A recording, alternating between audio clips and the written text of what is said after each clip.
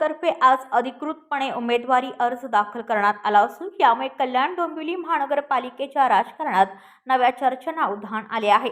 संबंधित उमेदवार महापौरपदी विराजमान होणार का याकडे आता डोंबिवलीसह संपूर्ण कल्याण डोंबिवली शहराचे लक्ष लागून राहिले आहे।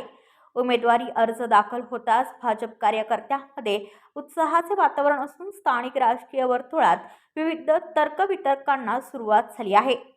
विकासाभिमुख नेतृत्व, संघटन कौशल्य आणि जनतेशी असलेला थेट संपर्क या बळावर भाजप हा डाव खेळत असल्याचे बोलले जात आहे।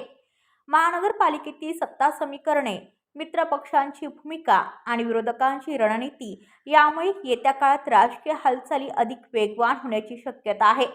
महापौर पदाची माळ कोणत्या काळात पडणार याचा फैसला लवकरच होणार असून डोंबिवलीकरांची उत्सुकता दिवसेंदिवस वाढत चालली आहे।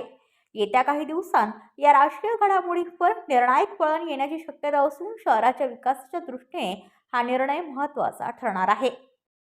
आज गेल्या 10 वर्षानंतर कल्याण डोंबिवली महानगरपालिकेच्या निवडणुका होत आहेत आणि आज भारतीय जनता पार्टीतर्फे मी उमेदवारी अर्ज दाखल केलेला आहे।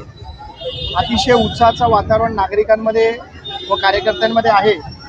ही महापालिकेची निवडणूक भूतो भविष्य अशी होईल अशी अपेक्षा आहे।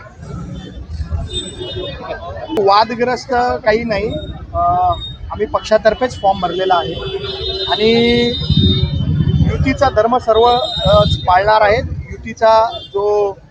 युतीच्या धर्मासाठी जो पक्षाकडनं आदेश येईल तो पाळणारे आम्ही कार्यकर्ते आहोत आणि युतीचा धर्म आम्ही पाळणार आहोत।